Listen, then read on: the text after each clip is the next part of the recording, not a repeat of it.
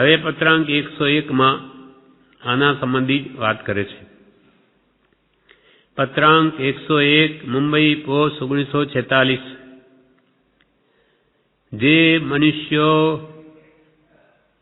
ધર્મ, અર્થ, કામ અને મોક્ષ એ 4 પુરુષાર્થની પ્રાપ્તિ કરી શકવાની ઈચ્છતા હોય તેમના વિચારને સહાયક થવું. એ વાક્યમાં આ પત્રને જન્મ આપવાનું સર્વ પ્રકારનું પ્રયોજન દેખાડી દીધું છે. તેને કંઈક સ્ફૂર્ણા આપવી યોગ્ય છે. અહીંયા 100મા પત્રમાં કહ્યું કે 4 આશ્રમ અને 4 પુરુષાર્થ સંબંધી અત્રે વિચાર કરવા ઈચ્છા છે. તે હવે અહીંયા 4 પુરુષાર્થ સંબંધી વિચારણા કરે છે કે જે મનુષ્યો ધર્મ, અર્થ, કામ અને મોક્ષ એ 4 પુરુષાર્થની પ્રાપ્તિ કરી શકવાની ઈચ્છતા હોય કે અમારે ધર્મ આરાધન કરીને મોક્ષ પ્રાપ્તિ કરવી છે, વચમાં અત્યંત આવશ્યક હોય તો અર્થ અને કામમાં પરતવું પડે, બાકી મુક્તિ જેને મેળવવી હોય તો તેમના વિચારને કે જરૂર સહાયક થવું. જે મનુષ્યો ધર્મ, અર્થ, કામ અને મોક્ષ એ 4 પુરુષાર્થની પ્રાપ્તિ કરી શકવાની ઈચ્છતા હોય તેમના વિચારને સહાયક થવું, અનુમોદન આપવું, એમને મદદ કરવી. એ વાક્યમાં આ પત્રને જન્મ આપવાનું સર્વ પ્રકારનું પ્રયોજન દેખાડી દીધું છે. તેને કંઈક સ્ફૂર્ણા આપવી યોગ્ય છે, એટલે ઉત્સાહ પ્રેરવો યોગ્ય છે. કોઈ ધર્મ આરાધવા ઈચ્છે અને અંતે મુક્તિ મેળવવાની જેની કામના હોય તો તેને જરૂર સહાયક થવું. હવે પોતે કહે છે આ જગતમાં વિચિત્ર પ્રકારના દેહધારીઓ છે. આ જગતમાં વિચિત્ર પ્રકારના દેહધારીઓ છે અને પ્રત્યક્ષ કે પરોક્ષ પ્રમાણથી એમ સિદ્ધ થઈ શક્યું છે કે તેમાં મનુષ્ય રૂપે પ્રવર્તા દેહધારી આત્માઓ એ 4 વર્ગ સાધી શકવાને વિશેષ યોગ્ય છે. કૃપાલ કહે છે કે આ જગતમાં વિચિત્ર પ્રકારના દેહધારીઓ છે કે કર્મ તો અનંત પ્રકારના, તો જીવો અનંત પ્રકારના, એમાં દરેકના કર્મ જુદા, વિચારણા જુદી. આવા જગતમાં વિચિત્ર પ્રકારના દેહધારીઓ છે અને પ્રત્યક્ષ કે પરોક્ષ પ્રમાણથી એમ સિદ્ધ થઈ શક્યું છે કે પ્રત્યક્ષ રીતે કે જોવાય છે કે જીવોમાં કેવા ભેદ છે, અથવા પરોક્ષ પ્રમાણથી પણ એમ સિદ્ધ થઈ શક્યું છે કે તેમાં મનુષ્ય રૂપે પ્રવર્તતા દેહધારી આત્માઓ તે 4 વર્ગ સાધી શકવાને વિશેષ યોગ્ય છે. જીવો તો ઘણા છે, તિર્યંચમય છે, દેવલોકમય છે, નરકમય છે અને મનુષ્ય 4 ગતિઓ છે. એમાં મનુષ્ય રૂપે જે પ્રવર્તા જે દેહધારીઓ છે તે 4 વર્ગ સાધી શકવાને વિશેષ યોગ્ય છે. દેવો, નારકીઓ કે તિર્યંચો કરતાં પણ માનવ દેહમાં ધર્મ, અર્થ, કામ, મોક્ષે 4 પુરુષાર્થ આરાધવાની વિશેષ યોગ્યતા છે. કેમ કે દેવલોકમાં સુખ ઘણું, નરકમાં દુઃખ ઘણું, તિર્યંચમાં બુદ્ધિની મંદતા, જ્યારે આ મનુષ્ય લોકમાં નથી દેવલોક જેવા સુખ કે નથી નરક જેવા દુઃખ કે નથી ઢોળ પશુ જેવી બુદ્ધિની હીનતા. એટલે માનવ જન્મમાં એ ધારે તો 4 પુરુષાર્થ સાધીને મુક્તિ મેળવી શકે અને સર્વથા કર્મથી મુકાવવું તે પણ માનવ દેહથી જ થાય છે, બીજા કોઈ ગતિમાં થતું નથી. એટલે કૃપાલ કે આ વિચિત્ર પ્રકારના જગતમાં દેહધારીઓ છે, પ્રત્યક્ષ કે પરોક્ષ પ્રમાણથી એમ સિદ્ધ થઈ શક્યું છે કે તેમાં મનુષ્ય રૂપે પ્રવર્તતા દેહધારી આત્માઓ જેને માનવ દેહ મળ્યો છે એ આત્માઓ એ 4 વર્ગ, 4 એટલે ધર્મ, અર્થ, કામ અને મોક્ષ એ 4 વર્ગ સાધી શકવાને વિશેષ યોગ્ય છે. એટલે કૃપાલ બહુ પુણ્ય કેરા, પુંજથી શુભ દેહ માનવનો મળ્યો. આપણને તો આ શુભ દેહ મળ્યો છે, જે વડે ધર્મ આરાધીને મુક્તિ મેળવી શકાય એવો દેહ ધારણ કર્યા મળ્યો છે આપણા પુણ્ય વડે. ઘણા ઘણા ભવના પુણ્યના સંચય ભેગા થયા ત્યારે આ સ્થિતિ પ્રાપ્ત થઈ છે. મનુષ્ય જાતિમાં જેટલા આત્માઓ છે તેટલા બધા કંઈ સરખી વૃત્તિના, સરખા વિચારના કે સરખી જિજ્ઞાસા અને ઈચ્છાવાળા નથી. એ આપણે પ્રત્યક્ષ જોઈ શકીએ છીએ. મનુષ્ય જાતિમાં આટલા બધા જ લોકો છે તે બધાની કંઈ બુદ્ધિ અથવા ભાવ સરખા નથી. કેમ કે દરેક જીવના કર્મ જુદા છે. કર્મ અનંત પ્રકારના, તેમ જીવ અનંત પ્રકારના. એ મનુષ્ય જાતિમાં જેટલા આત્માઓ છે તેટલા બધાની કે વૃત્તિ એક સરખી નથી, સરખા વિચાર પણ નથી અને જિજ્ઞાસા પણ સરખી નથી. તે બધાની સરખી વૃત્તિના, સરખા વિચારના કે સરખી જિજ્ઞાસા અને ઈચ્છાવાળા નથી. એ તો આપણે પ્રત્યક્ષ જોઈ શકીએ છીએ. પ્રત્યેક સૂક્ષ્મ દ્રષ્ટિએ જોતા વૃત્તિ, વિચાર, જિજ્ઞાસા અને ઈચ્છાની એટલી બધી વિચિત્રતા લાગે છે કે આશ્ચર્ય કે દરેક જીવોનું જોઈએ છે તો વૃત્તિઓ આસમાન પાતાળનું અંતર હોય. એક વ્યક્તિ પરમાર્થને છે, એક સંસારને ગાઢપણે છે. આવી વૃત્તિઓના ભેદ જોવા મળે. વિચારોમાં પણ આસમાન પાતાળ જેટલું અંતર હોય. એક ગ્રહણને છે, ત્યાગને છે,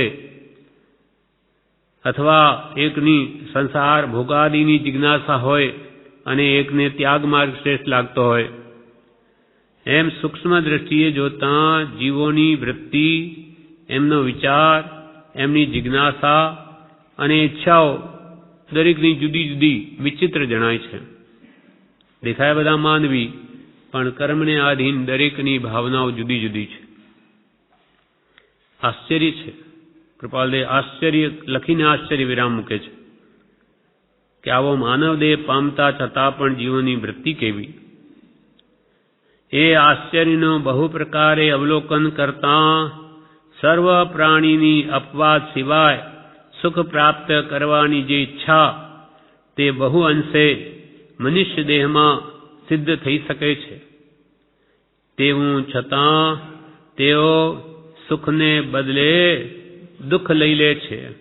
એમ માત્ર મોહ દ્રષ્ટિથી થયું છે. કૃપાલદેવ કહે કે આવી જે જીવોની વૃત્તિઓ જોઈને આશ્ચર્ય ઉપજે છે અને ઝીણવટથી સૂક્ષ્મતાથી જીવોના કર્મોનું અવલોકન કરતા સર્વ પ્રાણીની ઈચ્છા તો સુખ પ્રાપ્ત કરવાની છે, અપવાદ સિવાય. એક જ્ઞાની પુરુષને સુખ હો કે દુઃખ હો બધું સમજે. એ સિવાય તો બધા જ પ્રાણીઓને સુખ પ્રાપ્ત કેમ થાય? સર્વ જીવો સુખને ઈચ્છે છે, દુઃખ સર્વને અપ્રિય છે. એ આશ્ચર્યનો બહુ પ્રકારે અવલોકન કરતા સર્વ પ્રાણીની અપવાદ સિવાય સુખ પ્રાપ્ત કરવાની ઈચ્છા છે તે બહુ અંશે મનુષ્ય દેહમાં સિદ્ધ થઈ શકે છે. ઘણા ભાગે આ માનવ દેહમાં તે સુખ પ્રાપ્તિની ઈચ્છા સિદ્ધ થઈ શકે છે. એવા બધા યોગ છે, પણ તેવું છતાં તેઓ સુખને બદલે દુઃખ લઈ લે છે.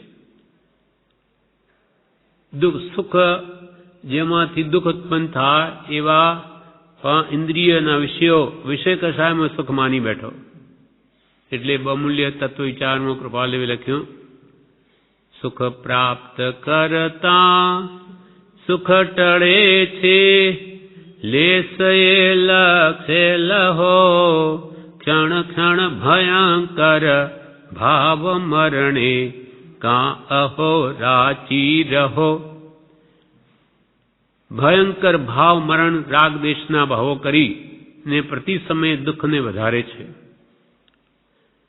અને સુખ પ્રાપ્ત કરવા ઈચ્છે છે. સુખ પ્રાપ્ત કરતા સુખ ટળે છે. સુખ એ પરપદાર્થમાં નથી, પણ અનાદિના જ્ઞાનના કારણે એને આ પાંચ વિષયોમાં સુખ માન્યું છે કે ધનાદિ સંપત્તિ એ વિષયો મેળવી શકાય માટે એમાં સુખ માન્યું. પણ કૃપાલ કહે લક્ષ્મી અને અધિકાર વધતા શું વધ્યું તે તો કહો, શું કુટુંબ કે પરિવારથી વધવાપણું એ નય ગ્રહો. શું કુટુંબ વધ્યું એટલે હું સુખી થયો? ઉપાધિ વધી, પણ મોહવશ એને એમ જ મીઠાશ આવે છે. લક્ષ્મી અને અધિકાર સત્તા વધતા શું વધ્યું? ઉપાધિ વધી. જેટલો કે ચક્રવર્તી સત્તા ભોગવે તેટલી ઉપાધિ પણ ભોગવે છે. લક્ષ્મી બધી તો એની ઉપાધિ ઓછી નથી. એને સંભાળ રાખવી, વપરાય તો નહીં, ખાઈ ખાઈને કેટલું ખાઈ શકે, માત્ર એની મરતા સુધી એની દેખભાલ જ કરવી. લક્ષ્મી અને અધિકાર વધતા શું વધ્યું તે તો કહો. શું વધ્યું? ઉપાધિ વધી, દુઃખ વધ્યું, ચિંતા વધી. એનો વિચાર નહીં અહોહો, એક પળ તમને અહો, એક પળ પણ તમને કે એનો વિચાર ના આવ્યો કે આ શું કરી રહ્યો છું, જેમાંથી કિંચિત પણ મારી સાથે આવે નહીં. એના માટે તો રાત દાડો મથું અને વિશેષ મેળવવાની કામનામાં જે પ્રાપ્ત થયું છે તેનું પણ સુખ ભોગવાતું નથી વિશેષ તૃષ્ણાના કારણે. અને જે છે તે અહીંયા મૂકીને ચાલ્યા જવાનું. અને જે આપણી સાથે આવે એવા સંસ્કાર તેના માટે કંઈ ન કરવું. એટલે કૃપાલ કે આશ્ચર્ય છે કે આ જીવો તે સુખ સર્વ પ્રાણીઓ સુખને છે, પણ સુખને બદલે દુઃખ લઈ લે છે. લેવા જાય છે સુખ અને મળે છે દુઃખ. जिस सुख अंदर दुख वसे सो सुख भी. दुख रूप એ દુઃખનું જ બીજું રૂપ છે. સુખ વસે આત્મા વિશે તેનો નહીં નિરધાર. સુખ શોધે જડ વસ્તુમાં, જડમાં નહીં જડના. સુખ એ તો આત્માનો ગુણ છે, આત્માની અંદર રહેલું છે સુખ. એ કંઈ બહાર નથી. બહાર તો બધા જડ પદાર્થો છે. એ તો અનુકૂળ કલ્પના એ સુખરૂપ ભાસે છે અને પ્રતિકૂળ કલ્પના એ દુઃખરૂપ ભાસે છે. અને બંને કલ્પના કરવાની જ્ઞાની પુરુષોએ ના કહી છે. કોઈ પદાર્થ સુખરૂપે નથી, દુઃખરૂપે નથી. પદાર્થ તો છે તે છે, પણ આની માન્યતામાં ભેદ છે. એક કલર કોઈને ગમે તો કે આ સારો, બીજો કે આ ખરાબ. કલર ખરાબ એનાથી સારો નથી, પણ એને એવી માન્યતા જુદી જુદી કરી. સુખની માન્યતા કરી સુખરૂપ ભાસે, દુઃખની માન્યતા કરી દુઃખરૂપ ભાસે. એમ સુખ પોતાની સમજણમાં રહેલું છે. સમજ સાર સંસાર में समझू टाड़े दोष. समझ समझ कर जीवी गया अनंता मोक्ष. समझ पीछे सब सरल है, પણ बिनु समझ मुश्किल. ये मुश्किली क्या कहूं. જ્યાં સુધી નહીં સમજાય સત્પુરુષના બોધે વસ્તુનું વાસ્તવિક સ્વરૂપ, ત્યાં સુધી બધું દુઃખરૂપ જ છે. એટલે મિથ્યા દ્રષ્ટિ જે છે તે સદા દુઃખી છે. ભલે મનુષ્ય દેહમાં હોય કે ભલે દેવલોકમાં હોય, ત્યાં પણ મિથ્યા દ્રષ્ટિ તો દુઃખી જ છે. ત્યાંની અનેક ઈચ્છાઓ ઉત્પન્ન થાય છે એક પછી એક. એટલે એ તો દેવલોકમાંય દુઃખી, ઈચ્છા નવી નવી યુગે કળના વળે છે. અને સમ્યક દ્રષ્ટિ સદા સુખી, એ નરકમાંય સુખી કે છે. ત્યાં પણ જ્ઞાતા દ્રષ્ટા પણ એ જે ઉદય આવે તેને જુએ છે. એટલે એ આખી સમ્યક દર્શનની લીલા ઓર છે, એનું મહાત્મ્ય જ ઓર છે. એટલે કૃપાલદેવ આ જગતની આવી સ્થિતિ જોઈને એ આશ્ચર્યનું બહુ પ્રકારે અવલોકન કરતા સર્વ પ્રાણીની અપવાદ સિવાય સુખ પ્રાપ્તિ કરવાની જે ઈચ્છા તે બહુ અંશે મનુષ્ય દેહમાં સિદ્ધ થઈ શકે છે. તેવું છતાં તેઓ સુખને બદલે દુઃખ લઈ લે છે. એમ માત્ર મોહ દ્રષ્ટિથી થયું છે.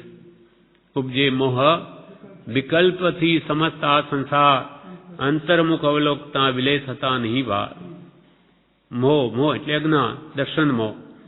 એને લઈને જ્યાં સુખ નથી ત્યાં સુખ મનાય છે, અને જ્યાં ખરેખર સુખ છે ત્યાં દુઃખ મનાય છે. એટલે કૃપાલવે લખ્યું ભાવના બોધમાં, નિવૃત્તિ બોધમાં. શું કહ્યું? પેલો ગાથા છે ને,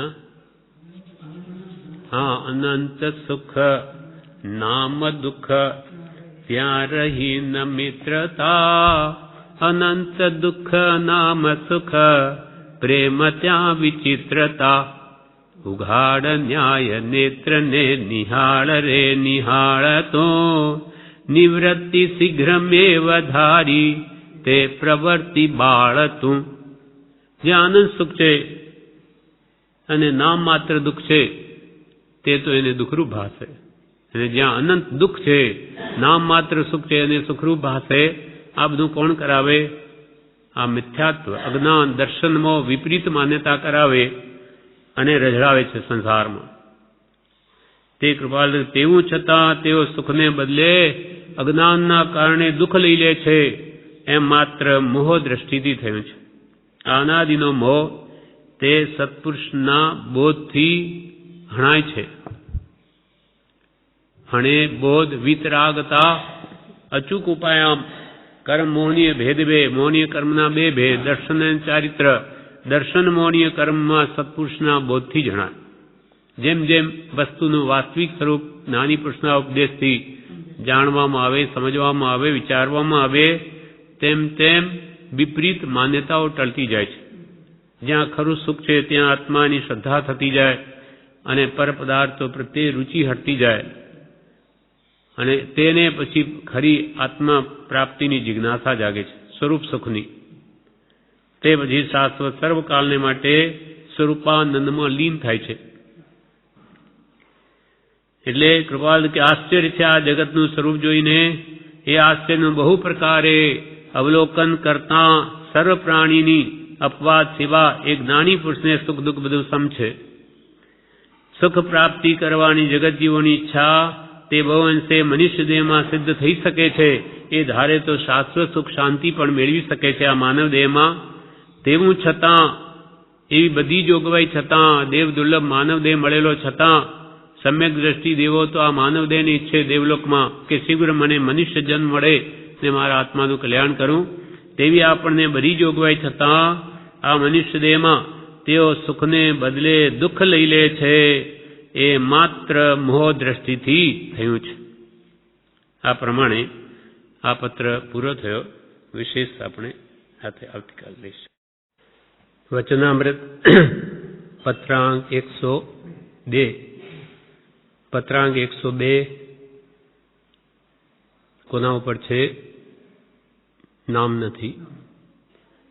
એમાં પરમ કૃપાલુ લખે છે, ઓમ ધ્યાન, ઓમ ધ્યાન દુરંત તથા સારવર્જિત આ અનાદિ સંસારમાં ગુણ સહિત મનુષ્યપણું જીવને દુષ્પ્રાપ્ય અર્થાત દુર્લભ છે. પહેલા ઉપર હેડિંગમાં એમ લખ્યું, ઓમ ધ્યાન. ઓમ એટલે પંચ પરમેષ્ઠીનો એક અક્ષરીયો મંત્ર. ઓમમાં પાંચે પરમેષ્ઠી સમાઈ ગયા. કેવી રીતે? તો કે અરિહંત ભગવાનનો આલેવો પહેલો અક્ષર, બીજા સિદ્ધ ભગવાન પણ સિદ્ધ અશરીરી છે, એમને શરીર નથી એટલે અશરીરીનો પણ આલેવો, આચાર્ય ભગવંતનો આ લેવો, ઉપાધ્યાય ભગવંતનું હું લેવું અને મુનિનો મ લેવો. આમ અ પ્લસ આ પ્લસ ઉ પ્લસ મ એટલે ઓમ શબ્દ બને છે. આ પાંચ અક્ષરો ભેગા કરીએ કે ઓમ શબ્દ બને. નીચે પણ આપણે ભોયરામાં ઓમની સ્થાપના છે, ઓમકાર મંત્રની. આમાં પાંચે પરમેષ્ઠીનું સ્વરૂપ સમાય છે અને દરેક આસ્તિક ધર્મવાળા આ ઓમને માને છે. પોતપોતાના દેવો એમાં માને તેમ જૈનમાં પંચ પરમેષ્ઠી માને છે. ઓમ ધ્યાન. ઓમ એટલે પંચ પરમેષ્ઠીનું ધ્યાન કરો. આપણને પણ પરમ કૃપાળુ દેવે સહજાત્મ સ્વરૂપ પરમ ગુરુ મંત્ર આપીને પંચ પરમેષ્ઠીનું જ ધ્યાન આપ્યું છે. આમાં પણ જે પરમ ગુરુ શબ્દ છે તે પણ પંચ પરમેષ્ઠીને સૂચવે છે અને પાંચે પરમેષ્ઠી સહજાત્મ સ્વરૂપને પામેલા હોવાથી તે સદા નમસ્કાર કરવા લાયક છે. એટલે જ નવકારમાં નમો અરિહંતાણ, નમો સિદ્ધાણ, નમો આર્યાણ, નમો જ્ઞાન, નમો લે સબસાવણમ. કેમ કે પાંચે પરમેષ્ઠી ભગવંત આ જગતમાં સર્વથી શ્રેષ્ઠ પુરુષો છે અને તે બધા પોતાના શુદ્ધ સહજાત્મ સ્વરૂપને પામેલા હોવાથી સદૈવ નમન કરવા લાયક છે. એટલે નવકાર મંત્રનું આ સહજાત્મ સ્વરૂપ મંત્રમાં આપણને રહસ્ય બતાવ્યું કે શા માટે એ બધા પૂજનીય પુરુષો છે. તો કે બધા સહજાત્મ સ્વરૂપને પામેલા છે. સહજ એટલે શુદ્ધ આત્મ સ્વરૂપને પામેલા હોવાથી તે સદા વંદનીય છે. માટે પંચ પરમેષ્ઠી સૂચક એવા ઓમકારનું તમે ધ્યાન કરો. ઓમ ધ્યાન. પછી દુરંત તથા સારવર્જિત આ અનાદિ સંસારને કેવી ઉપમા આપી? દુરંત અને સારવર્જિત. દુરંત એટલે આ સંસારનો બહુ દુઃખે કરીને અંત આવે. અનાદિકાળથી આપણો આત્મા સંસારમાં છે એટલે એનો અંત લાવવો હોય તો ઘણો પુરુષાર્થ કરવો પડશે. દુઃખે કરીને જેનો અંત આવે તેને દુરંત કહેવાય. અંત, દુર અંત, દુહ અંત એટલે દુઃખે કરીને જેનો નાશ કરી શકાય એવા સંસાર છે. તથા સારવર્જિત એમાં કઈ સાર જ નથી. જ્ઞાની પુરુષો કે આ સંસાર તે સાર વર્જિત છે. કેમ? તો કે આમાં નિરંતર પ્રાણીને ત્રિવિધ તાપાગ્નિ છે. કાં તો આધિ વ્યાધિ ઉપાધિના દુઃખ, કાં જન્મ જરા મરણના દુઃખ, કાં રોગ શોક ચિંતા વગેરે અનેક પ્રકારના દુઃખો જેમાં હોવાથી આ સંસારમાં કંઈ સાર નથી. એટલે સવારમાં આપણને રોજે પ્રભુશ્રીએ એક ગાથા ભક્તિમાં ગોઠવી પહેલા જ બોલીએ છે, ઉષ્ણ ઉદક જેવો રે આ સંસાર છે, ઉષ્ણ ઉદક જેવો રે આ સંસાર છે, તેમાં એક તત્વ મોટું રે સમજણ સાર છે, તેમાં એક તત્વ મોટું રે સમજણ સાર છે. ઉષ્ણ ઉદક જેવો. આપણે ગેસ ઉપર પાણી ગરમ કરવા મૂકીએ તો એ કેવું ઉકળે? ખદબદ થયા કરે. ઉષ્ણ ઉદક એટલે પાણી, ઉષ્ણ એટલે ગરમ પાણી એ ગેસ ઉપર તપેલામાં કેમ ઉછળે એવી રીતે આ સંસારી જીવ અનેક પ્રકારના દુઃખોથી સંસારમાં ઉછળ્યા કરે છે. ત્રિવિધ તાપાગ્નિથી 14 રાજલોક પ્રજ્વલિત છે. એટલે ઉષ્ણ ઉદક જેવો ગરમ પાણી જેવો આ સંસાર છે, પણ તેમાં એક તત્વ મોટું. શું? સમજણ સાર છે. સમજે તે જ પામે. સમજ સાર સંસાર में समझू टाड़े दोष, સમજ કર જીવી ગયા અનંતા મોક્ષ. અનંતા જીવો આ સંસારના વાસ્તવિક સ્વરૂપને સમજીને એના પ્રત્યે વિરક્ત ભાવ લાવી એનો ત્યાગ કરીને મોક્ષને પામે છે, શાશ્વત સુખ શાંતિને પામ્યા. એટલે દુરંત તથા સાર વર્જિત આ અનાદિ સંસારમાં આ સંસારનું અસ્તિત્વ ક્યારથી છે? અનાદિકાળથી. અને ક્યાં સુધી રહેશે? અનંતકાળ સુધી. અનાદિ અનંત આ સંસાર છે. એટલે દુરંત તથા સાર વર્જિત આ અનાદિ સંસારમાં ગુણ સહિત મનુષ્યપણું જીવને દુષ્પ્રાપ્ય એટલે દુર્લભ છે. જીવો તો મનુષ્ય તો ઘણા છે, છતાં પણ ગુણ સહિત માનવપણું પ્રાપ્ત થવું એ અતિ દુર્લભ છે. ગુણ સહિત એટલે દયા, શાંતિ, સમતા, ક્ષમા, સત્ય આદિ જે ગુણો અથવા પૂર્વની આરાધના લઈને કોઈ જન્મ્યો હોય એવા જીવો તો આ કાળમાં બહુ દુર્લભ છે. એટલે કૃપાલ હિન્દ પુણ્ય જીવાએ ભરત ક્ષેત્ર ઘેરી લીધું છે. જેને આત્માની પડી નથી, આરત પણ નાશ પામવા જેવું થઈ ગયું છે. એટલે આત્માની જીવોની કોઈ ગરજ નથી. એવા ભયંકર ઊંડા અવસરપણી કાળમાં અથવા દુરંત અને સાર વર્જિત આ અનાદિ અનંત સંસારમાં ગુણ સહિત મનુષ્ય પણ ગુણોની સાથે માનવદેહ પામે એવા જીવને તે તો દુષ્પ્રાપ્ય અથવા અતિ દુર્લભ છે. એ તો આપણને થાય માણસો તો એટલા બધા છે, માનવપણું જ પામ્યા, પણ એ માનવ દેહ શું કામનો? કે જેને સ્વરૂપનો લક્ષ નથી અથવા સદગુરુનો યોગ નથી, તેનું એ માનવપણ તો ઉડતી વધારે રાગ દ્વેષ મોહ કરાવી અને વધારે નીચ ગતિએ લઈ જનારું સિદ્ધ થાય છે. એટલે આવા ગુણ સહિત મનુષ્યપણું જીવને દુષ્પ્રાપ્ય અથવા દુર્લભ છે.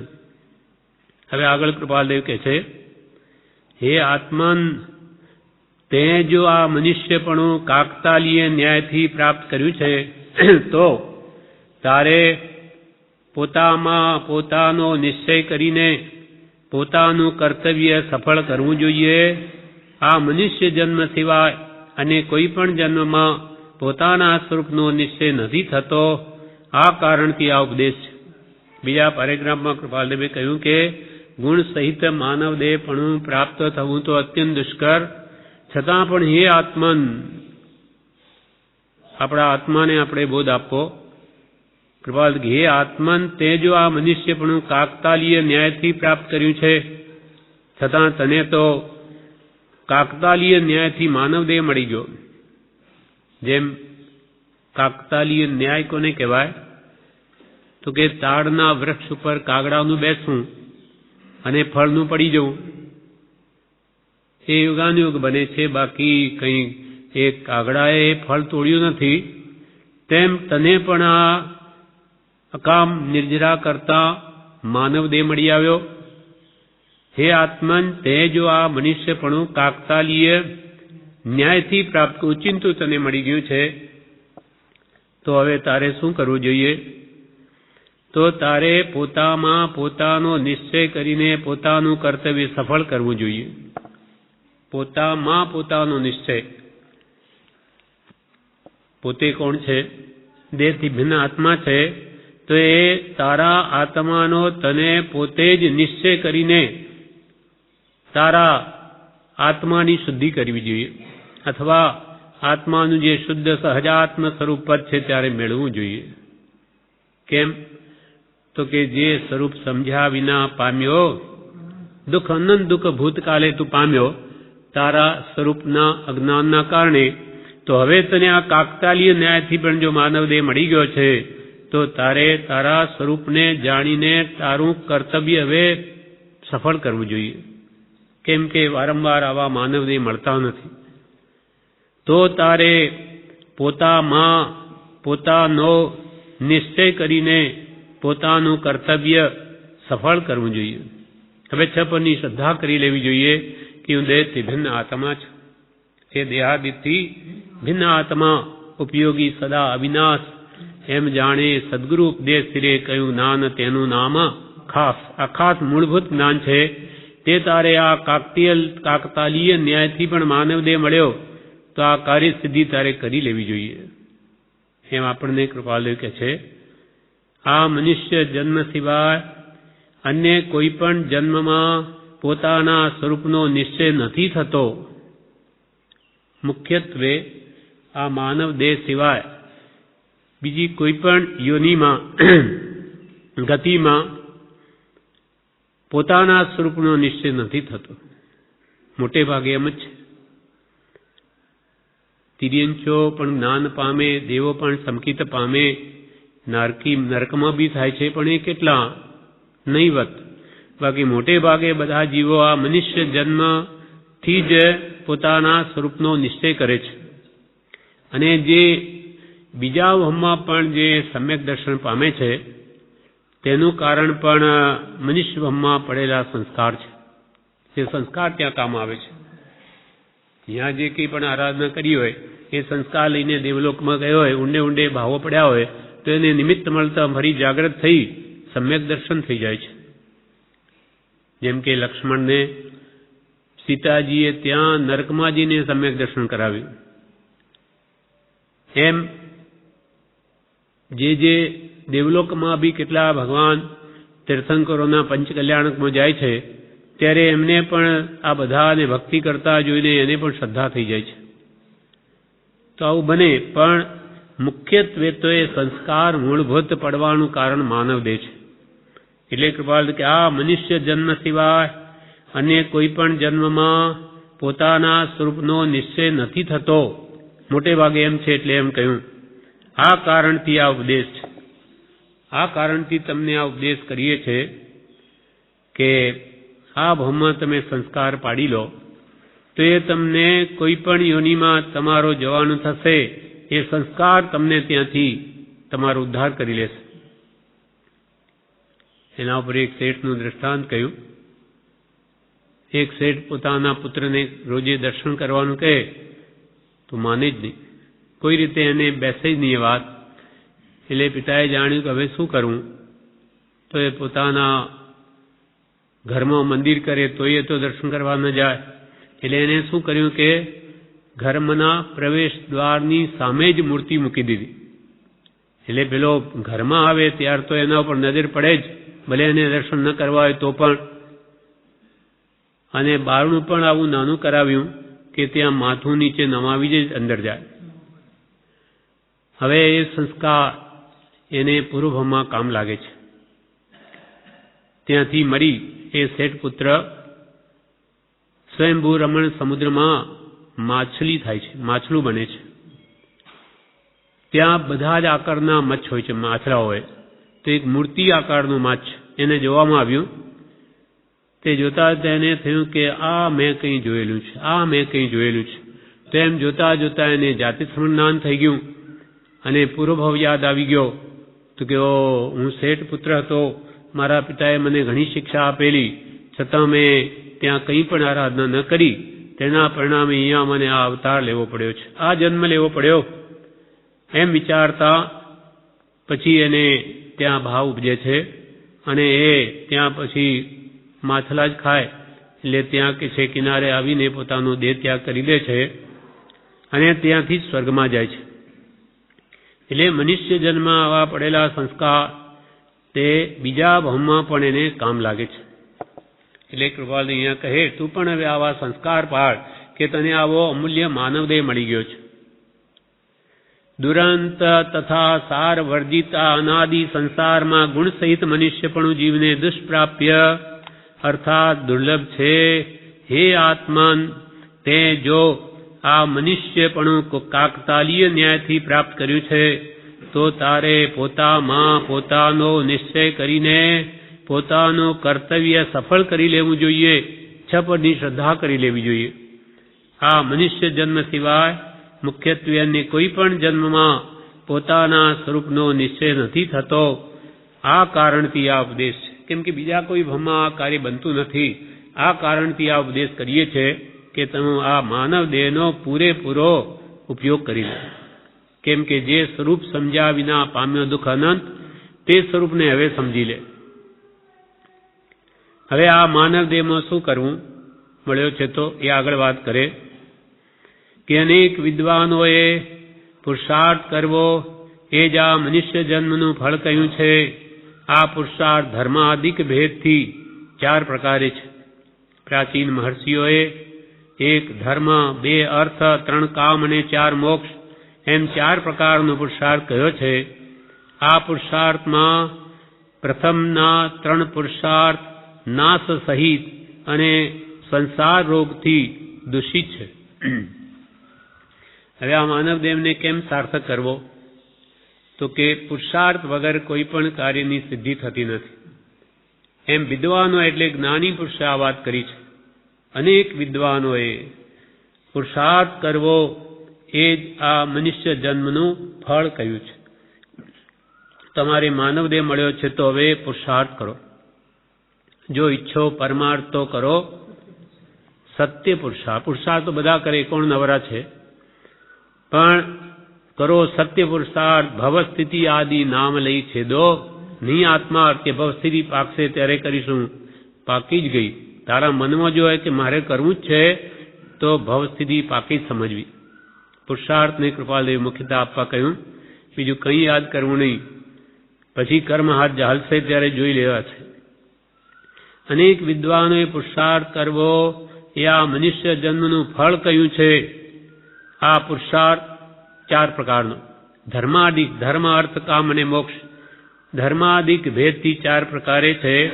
પ્રાચીન મહર્ષિઓએ, પૂર્વે થઈ ગયેલા જ્ઞાની પુરુષોએ તે એક ધર્મ પુરુષાર્થ, બીજો અર્થ પુરુષાર્થ, ત્રીજો કામ પુરુષાર્થ અને ચોથો મોક્ષ પુરુષાર્થ, એમ 4 પ્રકારનો પુરુષાર્થ કહ્યો છે. હવે આ પુરુષાર્થ 4 પ્રકારના પુરુષાર્થમાં પ્રથમના જે 3 પુરુષાર્થ છે તે નાશ સહિત છે.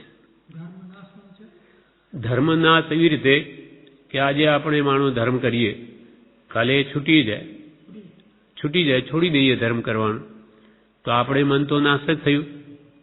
ગમે એટલું આપણી પાસે સંપત્તિ હોય પણ આપ મુએ ડૂબ ગઈ દુનિયા, પોતે મરી ગયો એટલે એના માટે નહીવત થઈ ગયું. પોતે ધર્મને મૂકી દે તો એને માટે તો નાશ જ થયો.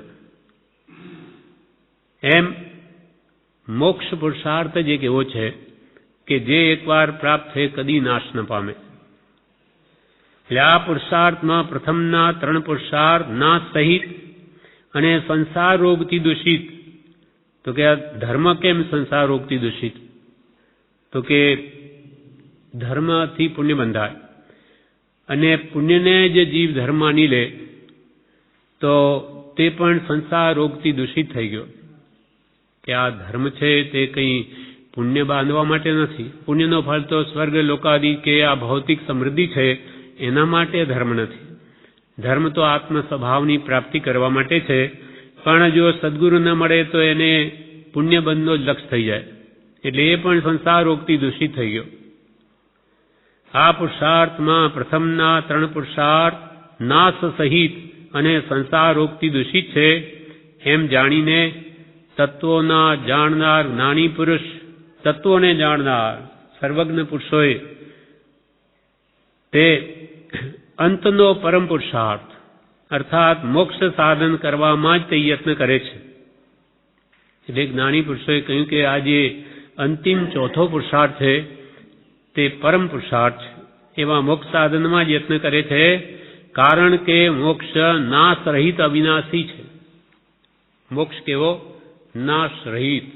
એકવાર એને મોક્ષ મળી ગયો, સર્વકર્મથી મુકાઈ ગયો, તો એ કોઈ કાળે ફરી આ જન્મ મરણના ફેરામાં આવે નહીં. કારણ કે મોક્ષ નાશ રહિત અને અવિનાશી છે. હવે આગળ બીજા પેરેગ્રાફમાં એ મોક્ષનું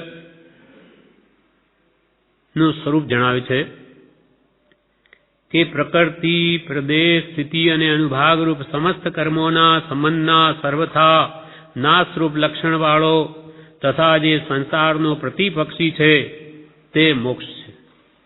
મોક્ષની વ્યાખ્યા: મોક્ષ એટલે મુકાવવું, મુક્ત થવું. મુક્તિ કોનાથી? જન્મ મરણથી કહો, કર્મોથી કહો. કર્મ તો અન્ય પ્રકારના બધાને 8માં ભણ્યા, એટલે 8 કર્મોથી મુક્ત થવું એનું નામ મોક્ષ છે. હવે કર્મો શું કરે? તો કે કર્મોના સમસ્ત કર્મો 4 પ્રકારે સંબંધમાં આવે: પ્રકૃતિબંધ, પ્રદેશબંધ, સ્થિતિબંધ અને અનુભાગબંધ. રસબંધ. રસ કહો, અનુભાગ કહો, એક જ છે. પ્રકૃતિ, પ્રદેશ, સ્થિતિ અને અનુભાગ રૂપ સમસ્ત કર્મોના સંબંધના સર્વથા નાશરૂપ લક્ષણવાળો, એટલે જે પ્રકૃતિ બંધનોય નાશ કરે, પ્રદેશ બંધનોય નાશ કરે, સ્થિતિ બંધનોય નાશ કરે, અનુભાગ બંધનોય પણ નાશ કરે, એવા લક્ષણવાળો આ મોક્ષ છે. એટલે એકવાર જીવને મુક્તિ પ્રાપ્ત થાય, આ કર્મ બંધનના સર્વ પ્રકારો નાશ પામે છે. પ્રકૃતિબંધ શું છે? કે આપણે જે ભાવ કર્મરૂપ રાગદેશ કરીએ તેનાથી કર્મોનો અવાપણું થાય. મન, વચન, કાયાના યોગ, યોગાત બંધ.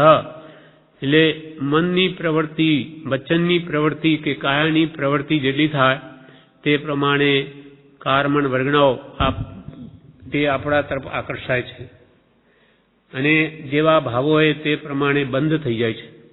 એટલે કઈ પ્રકૃતિનો બંધ થાય? માનો કે જ્ઞાનની આશાપના વિશેષ આપણે કરતા હોઈએ તો તે વખતે જ્ઞાનાવરણીય કર્મને વધારે એનો ભાગ મળે, પણ બીજા જે કર્મો રહ્યા એને પણ અનુભાગ અમુક તો મળે જ બધાને. એમ એ પ્રકૃતિ કઈ પ્રકૃતિમાં બંધ પડશે, પ્રદેશો કેટલા પ્રમાણમાં આવશે, તે બધું મન, વચન, કાયાના યોગથી થાય છે. અને જે સ્થિતિ અને અનુભાગ છે તે કસાયથી પડે. કેવા આપણા તીવ્ર કસાયો છે તો સ્થિતિ લાંબી પડશે અને અનુભાગ એટલે રસબંધ તે કેટલો તીવ્ર મંદ કે મંદતર પડશે. જેમ કે આપણે એવું કોઈ કર્મ બાંધ્યું હોય કે જેમાં રસ તીવ્ર હોય અને સ્થિતિ ટૂંકી હોય. 15 દાડા કે 4 દાડા જ માનો આપણને કોઈ ડોંગિયું જેવો કોઈ તાવ આવી ગયો કે આપણને એટલી બધી શક્તિ તોડી નાખે કે 1 મહિનામાં માંડ ઠેકાણે આવીએ. તો એમાં રસ તીવ્ર પડેલો, સ્થિતિ લાંબી નહોતી, અને કોઈ કર્મ લાંબી સ્થિતિવાળું હોય પણ અનુભાગ અથવા રસબંધ અલ્પ હોય, જેમ કે જીર્ણ તાવ હોય, ઝીણો તાવ 6 મહિના સુધી પણ રહે શરીરમાં, બધું કામ પણ કરી શકીએ, તેમ એમાં સ્થિતિ લાંબી છે, રસ તીવ્ર નથી. એ કષાય ભાવોથી પડે. આપણા કષાય ભાવો કેટલા તીવ્ર છે એના આધારે કર્મની સ્થિતિ લાંબી કે તીવ્ર, મંદ કે મંદતર, આવા પ્રકારના કર્મો બંધાય છે. એટલે અહીંયા કૃપાલદેવ શું કહેવા માંગે કે મોક્ષ એટલે શું? તો આ પ્રકૃતિ બંધ, પ્રદેશ બંધ, સ્થિતિ બંધ, રસ બંધ, આ સમસ્ત કર્મોના સંબંધથી સર્વથા મુકાવવું એ રૂપ લક્ષણ વાળો મોક્ષ છે. એટલે આત્માની સર્વ કર્મથી મુક્તિ થઈ જાય પછી આ બંધના પ્રકાર ક્યાં રહે? અથવા મોક્ષ છે તે સંસારનો પ્રતિપક્ષી છે, વેરી છે. મુક્તિ પ્રાપ્ત થયે તેનો સંસાર નાશ પામે છે. એટલે સંસારનો મોક્ષ છે તે પ્રતિપક્ષી છે, વેરી છે. આ વ્યતિરેક પ્રધાનતાથી મોક્ષનું સ્વરૂપ છે. વ્યતિરેક પ્રધાનતા એટલે ભિન્નતાની પ્રધાનતાથી એ મોક્ષનું સ્વરૂપ કહ્યું. વ્યતિરેક એટલે ભિન્નપણું. જેમ કે આ બધા કર્મો આત્માથી ભિન્ન છે, આત્માના સ્વભાવમાં નથી, એટલે આ વ્યતિરેક પ્રધાનપણાથી મોક્ષનું સ્વરૂપ કહ્યું. હવે અન્વય પ્રધાનતાથી મોક્ષનું સ્વરૂપ કહે છે, અભિન્નતાથી. જેમ કે દર્શન અને વીર્યાદિ ગુણ સહિત તથા સંસારના ક્લેશો રહિત ચિદાનંદમય આત્યંતિક અવસ્થાને સાક્ષાત મોક્ષ કહે છે. આ અન્વય પ્રધાનતાથી મોક્ષનું સ્વરૂપ કહ્યું છે. બીજી રીતે કે પેલું તો ભિન્નપણાની વાત કરી કે કર્મ આત્માથી ભિન્ન છે. હવે જ્ઞાન, દર્શન, સુખ, વીર્યાદિ જે ગુણો છે એ આત્માથી ભિન્ન નથી, જોડાય છે, અભિન્ન છે. હવે અભિન્નતાથી મોક્ષનું સ્વરૂપ કહીએ છીએ કે પોતાના જ અનંત જ્ઞાન, અનંત દર્શન, અનંત સુખ, વીર્યને પ્રગટ કરવું અને સંસારના ક્લેશોથી સર્વકાળ માટે રહિત થવું અને ચિદાનંદમય, ચિદ એટલે જ્ઞાન, જ્ઞાનાનંદમય આત્યંતિક એટલે સંપૂર્ણપણે સુખ અવસ્થાનો અનુભવ કરવો, તેને સાક્ષાત મોક્ષ કહે છે.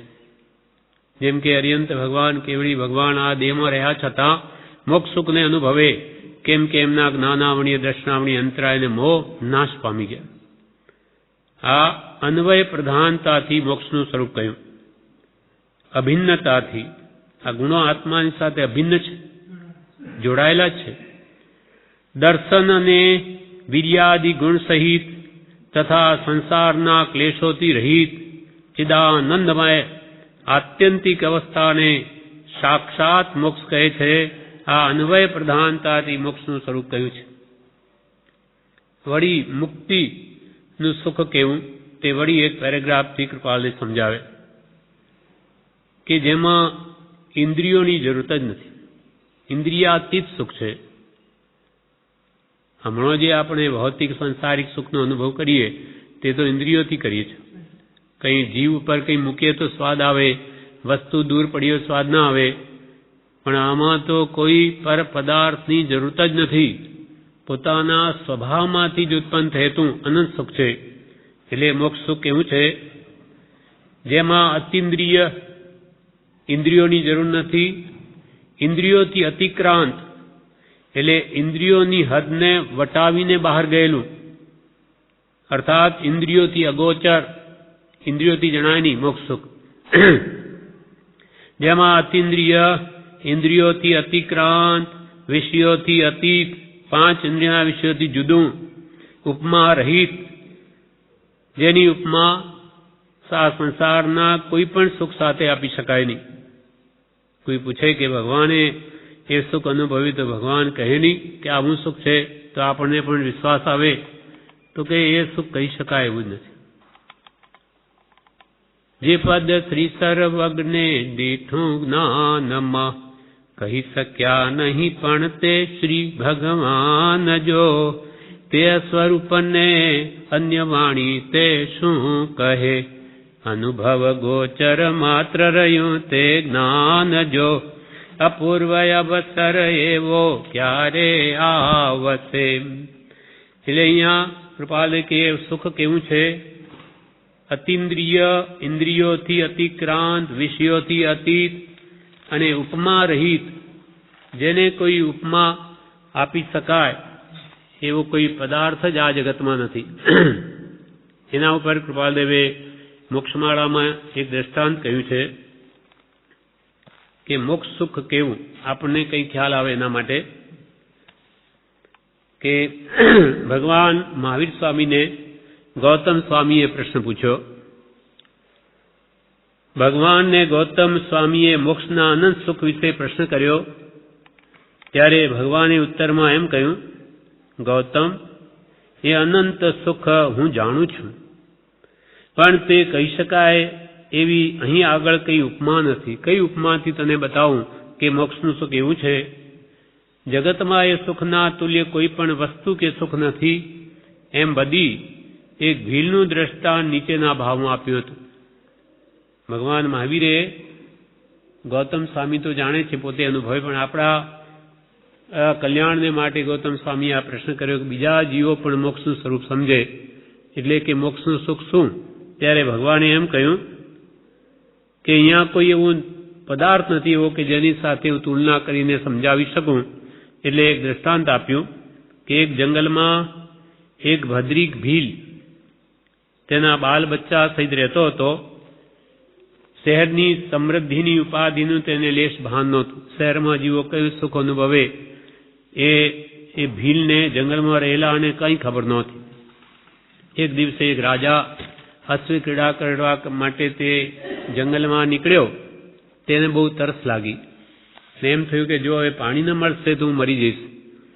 એટલામાં તો તે ભીલને જોયો, એને આગળ જઈને ઈશારાથી કહ્યું કે મારે પાણી પીવું છે. ત્યારે ભીલે પાણી આપ્યું. શીતળ જલથી રાજા સંતોષાયો.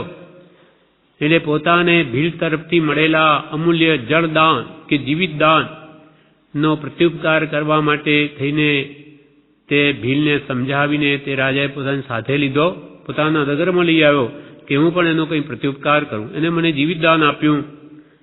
હવે પોતાના સુંદર મહેલમાં લઈ જઈ તેને કેટલાય અનુચરો આપ્યા એની સેવામાં. છત્ર, પલંગ, સ્વાદિષ્ટ ભોજનથી મંદ મંદ પવનમાં સુગંધી વિલેપનમાં તેને આનંદ કરી આપ્યો. એને બધી આવી વસ્તુ આપી. તે બહુ ખુશ થઈ ગયો. હવે એવું તો એણે કોઈ દિવસ જંગલમાં જોયેલું જ નહીં. વિવિધ જાતિના હીરા, માણેક, મૌક્તિક, મણિરત્ન, રંગબેરંગી અમૂલ્ય ચીજો નિરંતર તે ભીલને જોવા માટે મોકલ્યા કરે છે. જાણે એને આનંદ થાય એટલે ભીલને અનેક હીરા, માણેક, મોતી વગેરે રંગબેરંગી અમૂલ્ય વસ્તુઓ ભીલને જોવા માટે મોકલ્યા કરે. બાગ બગીચામાં ફરવા પણ મોકલે. એટલે બાગ બગીચાની સુંદરતા પણ એને જોઈ.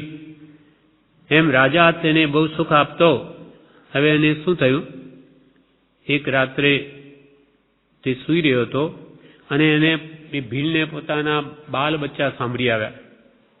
એટલે એ તો ત્યાં કંઈ પણ લીધા કર્યા વગર, રાજાને પણ કર્યા વગર સીધો એકાએક ત્યાંથી નીકળી પડ્યો. જઈને પોતાના કુટુંબીને મળ્યો. ત્યારે કુટુંબીએ કહ્યું કે અરે તું ક્યાં હતો આટલા દિવસ? તો ભીલે કહ્યું હું તો બહુ સુખમાં, ત્યાં મેં બહુ વખાણવા લાયક વસ્તુઓ જોઈ છે. ત્યારે કુટુંબે કહ્યું કે પણ તે કેવી? અમને કહે, એવી શું જોયું તે? તો ભીલ કહે, શું કહું, અહીં એકે વસ્તુ જ નથી એવી. હું આ જંગલમાં તમને કેવી રીતે સમજાવું કે ત્યાં મેં કેવું સુખ અનુભવ્યું?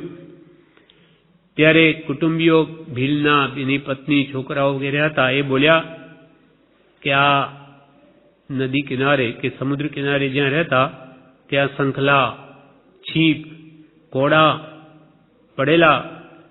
તો એ કુટુંબીઓ એમ કહે કે જો આ કેવા મજાના પડ્યા છે આ છીપ, શંખલા, કોડા, ત્યાં કોઈ એવી જોવાલાયક વસ્તુ હતી? ત્યારે ભીલ કહે નહીં ભાઈ, એવી ચીજ તો અહીં એકે નથી. એના 100મા ભાગની કે 1000મા ભાગની પણ મનોહર વસ્તુ અહીંયા નથી. હું શું બતાવું? ત્યારે પછી કુટુંબીઓ શું કહે, ત્યારે તું બોલ્યા વિના બેસ, તને ભ્રાંતિ થઈ ગઈ છે, ભ્રમણા થઈ ગઈ છે. આથી તે વળી સારું શું હશે? આ છીપ પડ્યા, કોડા પડ્યા, આ કેવા પડ્યા, એથી વળી કંઈ સારું હોય ત્યાં? બધું ખોટી વાત છે. તને કંઈ ભ્રાંતિ થઈ ગઈ છે, તારું મગજ ભ્રમિત થઈ ગયું છે. ત્યારે ગૌતમ સ્વામી કહે, ત્યારે ભગવાન મહાવીર કહે, હે ગૌતમ, જે મેં ભીલ રાજ વૈભવ સુખ ભોગવી આવ્યો હતો તેમાં જાણતો હતો, છતાં ઉપમા યોગ્ય વસ્તુ નહીં મળવાથી તે કંઈ કહી શકતો નહોતો, તેમ અનુપમેય ઉપમા જેને આપી નહીં શકાય એવા મોક્ષને સચ્ચિદાનંદ સ્વરૂપમય નિર્વિકારી મોક્ષના સુખના અસંખ્યાત્મા ભાગને પણ યોગ્ય ઉપમેય નહીં મળવાથી હું તને કહી શકતો નથી. અહીંયા આપણે પણ સાકર કે ગોળની મીઠાશ કેવી નથી કહી શકતા. તો પછી આ મોક્ષનું જે અનંત સુખ છે તે ભગવાન પણ કેવી રીતે વર્ણવી શકે? એમ અહીંયા કહ્યું કે મોક્ષનું સુખ કેવું કે જેમાં અતિન્દ્રિય, ઇન્દ્રિયોથી અતિક્રાંત, વિષયોથી અતીત, ઉપમા રહિત, જેને કોઈ ઉપમા આપી શકાય એવો પદાર્થ જ આ જગતમાં નથી, અને સ્વાભાવિક સ્વભાવથી જ ઉત્પન્ન થતું વિચ્છેદ રહિત એ સુખને કોઈ છેદી ભેદી શકે નહીં, કેમ કે અંતરાત્મામાંથી જ ઉત્પન્ન થાય છે. પારમાર્થિક સુખ હોય એટલે આત્માનું જે સુખ છે તેને મોક્ષ કહ્યો જાય છે, તેને જ મોક્ષ કહેવાય છે. સર્વ દુઃખથી રહિત થવું એનું નામ મોક્ષ. જ્યાં કોઈ આદિ વ્યાધાય, શોક, ચિંતા અથવા જન્મ, જરા, મરણ અથવા ત્રિવિધ તાપાગ્નિ કોઈ પ્રકારના દુઃખ જ્યાં નથી તે મોક્ષ સ્થાનમાં તે આત્માજીને બિરાજે છે. અને એમાં પોતામાં જ રાગદ્વેષ નહીં હોવાથી તે આત્મા પરમ શાંતિને અનુભવે છે, કેમ કે દુઃખ બધું ઈચ્છાઓને લઈને છે. એને સર્વતા ઈચ્છાનો નાશ થયે જ એને મુક્તિની પ્રાપ્તિ થાય છે. જેમાં આત્મા નિર્મળ, શરીર રહિત, ક્ષોભ રહિત, શાંત સ્વરૂપ, નિષ્પન્ન સિદ્ધરૂપ, અત્યંત અવિનાશી સુખરૂપ, કૃતકૃત્ય તથા સમીચીન સમ્યક જ્ઞાન સ્વરૂપ થઈ જાય છે તે પદને મોક્ષ કહીએ છીએ. કૃપાલને લખે કે જે સિદ્ધ પદને પામ્યા પછી તે આત્મા પોતાની સંપૂર્ણ નિર્મળ દશાને પામે, શરીર રહિત હોય, શરીર છે તો જ આટલું દુઃખ છે, ક્ષોભ રહિત, કોઈ પ્રકારનો જ્યાં ક્ષોભ નથી, શાંત સ્વરૂપ, નિષ્પન્ન એટલે સિદ્ધ સ્વરૂપ, અત્યંત અવિનાશી એટલે ફરીથી કોઈ કાળે જન્મ મરણ લેવા ન પડે એવું તે સુખ કૃતકૃત્ય છે. કૃતકૃત્ય એટલે કરવાનું જેને કરી લીધું એવાને તે પ્રાપ્ત થાય છે. અને સમીચીન છે એટલે પદાર્થનું જેમ છે તેમ સમ્યક જ્ઞાન સ્વરૂપ જેને પામી લીધું છે. યથાર્થ, સમીચીન, યથાર્થ એટલે જેમ છે તેમ આત્માનું શુદ્ધ સહજાત્મ સ્વરૂપ અથવા જ્ઞાનનું ઘનપિંડ જે આત્મા છે તે સમ્યક જ્ઞાન સ્વરૂપ તે પોતે જ થઈ જાય છે. તે પદને મોક્ષ કહીએ છીએ. ધીર વીર પુરુષ આ અનંત પ્રભાવવાળા મોક્ષરૂપ કાર્યના નિમિત્ત સમસ્ત પ્રકારના ભ્રમોને છોડી કર્મબંધ નાશ કરવાના કારણરૂપ તપને અંગીકાર કરે છે. એટલે એવો જે મોક્ષ સુખરૂપ છે, શાશ્વત સુખ શાંતિ, કોઈ કાળે દુઃખ ના આવે, અનંત કાળમાં પણ, એના માટે ધૈર્યવાન પુરુષો ધીરજ રાખીને કે વીર પુરુષો, મોક્ષનો માર્ગ તે સુરવીરોનો માર્ગ છે. હરિનો માર્ગ છે સુરાનો, નહીં કાયરનો કામ જોને, પ્રથમ પહેલા મસ્તક મૂકી વર્તી લેવું નામ જોને. પહેલા મરણીઓ થઈને આવે તો જ કામ થાય. ધૈર્યવાન જોઈએ. એકદમ પ્રાપ્તિ ન થાય તો આખી જિંદગી પણ પુરુષાર્થ કરવો પડે. ધીર વીર પુરુષ આ અનંત પ્રભાવવાળા, અનંત જ્ઞાન દર્શન સુખ વીર્યના પ્રભાવવાળા એવા મોક્ષરૂપ કાર્યના નિમિત્તે સમસ્ત પ્રકારના ભ્રમોને ભ્રાંતિઓને મૂકી દઈ કર્મબંધ નાશ કરવાના કારણરૂપ તપને અંગીકાર કરે છે. આ કર્મો કેમ નાશ પામે એના જ નિરંતર ઉપાયરૂપ તપને સેવે છે. કેમ કે તપ નિર્જરા ચ, મોક્ષશાસ્ત્રોમાં શાંતિ ભગવંતે કહ્યું તપ શું? જે કર્મોની નિર્જરા કરાવે. તપના 12 પ્રકાર છે. 6 અભ્યંતર ને 6 બાહ્ય. અણસન ઋણોદરી વગેરે બાહ્ય, અને અંતરમાં પ્રાયશ્ચિત વૈયાવચ્ચ સેવા કરવી કોઈની, કે સ્વાધ્યાય કરવો, ધ્યાન કરવું, એ બધું અંતરંગ તપ છે. કર્મોની જેથી બળવાન નિર્જરા થાય છે. આપણે ભક્તિ સત્સંગ કરીએ પણ કર્મની નિર્જરા માટે છે. તપની અસલ વ્યાખ્યા ઈચ્છા નિરોધ તપ. ઈચ્છાઓને નિરોધ કરવો, રોકવી, એનું નામ તપ છે. એટલે નવીન કર્મ આવે નહીં એના માટે ધીર વીર પુરુષો રાત દિવસ પુરુષાર્થ કરે છે. ધીર વીર પુરુષ આ અનંત પ્રભાવવાળા મોક્ષરૂપ કાર્યના નિમિત્ત સમસ્ત પ્રકારના ભ્રમોને છોડી કર્મ બંધ નાશ કરવાના કારણરૂપ તપને અંગીકાર કરે છે. શ્રી જીન સમ્યક દર્શન, જ્ઞાન અને ચારિત્રને મુક્તિનું કારણ કહે છે. અતએવ જે મુક્તિની ઈચ્છા કરે છે તે સમ્યક દર્શન, જ્ઞાન, ચારિત્રને જ મોક્ષનું સાધન કહે છે. એ મૂળ માર્ગમાં કહ્યું તે જ. જીન સમ્યક દર્શન, જીનેશ્વર ભગવાન સમ્યક દર્શન, સમ્યક જ્ઞાન ને સમ્યક ચારિત્રને મોક્ષનું કારણ કહે છે. સમ્યક દર્શન જ્ઞાન ચારિત્રાણી મોક્ષ માર્ગ. અતએવ જે મુક્તિને છે તેને હંમેશા રત્નત્રય પ્રાપ્તિનો જ પુરુષાર્થ કરવો જોઈએ. હવે મોક્ષના સાધન જે સમ્યક દર્શનાદિક છે તેમાં ધ્યાન ગર્ભી છે. રત્નત્રયની આરાધના જે કરે, મૂળ માર્ગમાં કહી તે સમ્યક દર્શન, સમ્યક જ્ઞાન અને સમ્યક ચારિત્રનું ત્રણેયનું સ્વરૂપ સમજાવ્યું મૂળ માર્ગમાં. તેમાં એ રત્નત્રયની જે આરાધના કરે તેમાં ધ્યાન ગર્ભી છે. એટલે નિશ્ચય ચારિત્રમાં ધ્યાન આવી જાય છે. વ્યવહાર ચારિત્ર, નિશ્ચય ચારિત્ર, આત્મામાં રમણતા, તેમાં ધ્યાન ગર્ભી છે.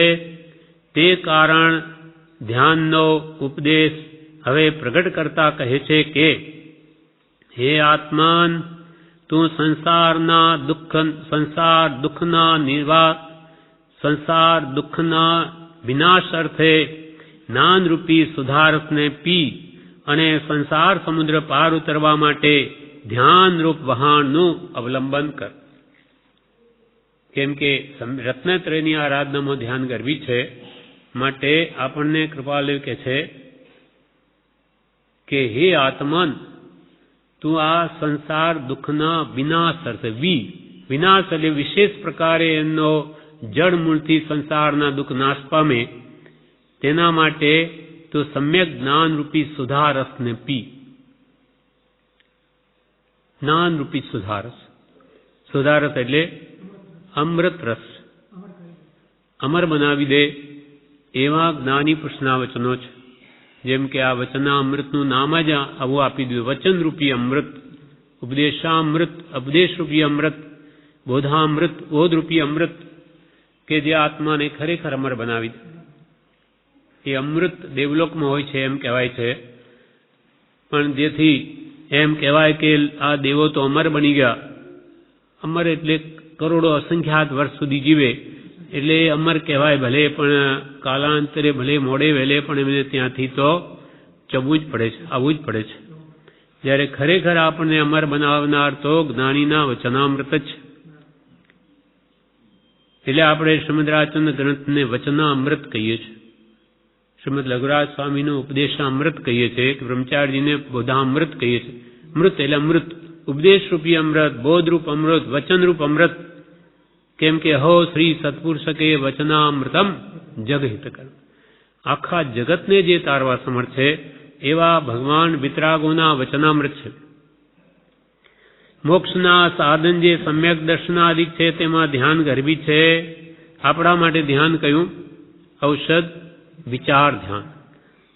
આત્મભ્રાંતિ સમરોગની, સદગુરુ આપણા પરમ કૃપાલદેવ સમાન કોઈ સાચા વેદ્ય નહીં, અને ગુરુ આજ્ઞા સમાન બીજું કોઈ પથ્ય નહીં.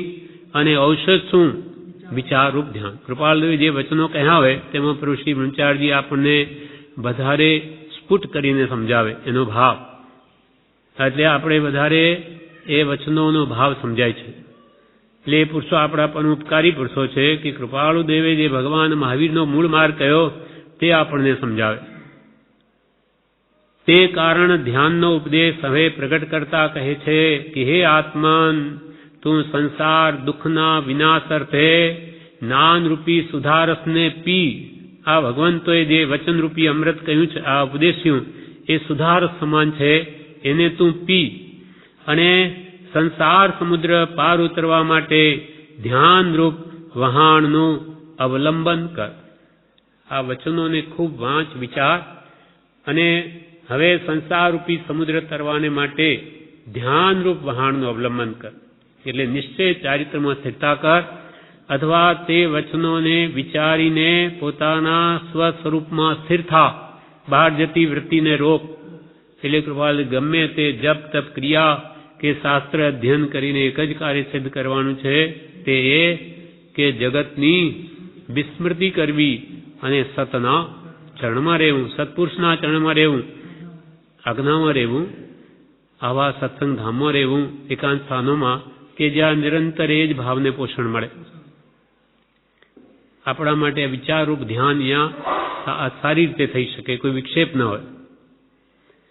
એટલે કૃપાલે કે હે આત્માન, તું આ સંસારના અનંત દુઃખને સાર વર્જિત જે સંસાર છે, અથવા દુઃખે કરીને એનો પાર પામી શકાય એવા સંસાર દુઃખના વિનાશ અર્થે જ્ઞાનરૂપી સુધારસને પી અને સંસાર સમુદ્ર પાર ઉતરવા માટે ધ્યાનરૂપ વહાણનું અવલંબન કર. ખરેખર ધ્યાન સમ્યક દ્રષ્ટિઓ કરી શકે. જેને આત્મા પ્રાપ્ત છે તે આત્મ ધ્યાન કરે. આપણા માટે ભક્તિ, સ્વાધ્યાય એ ધ્યાન જ છે.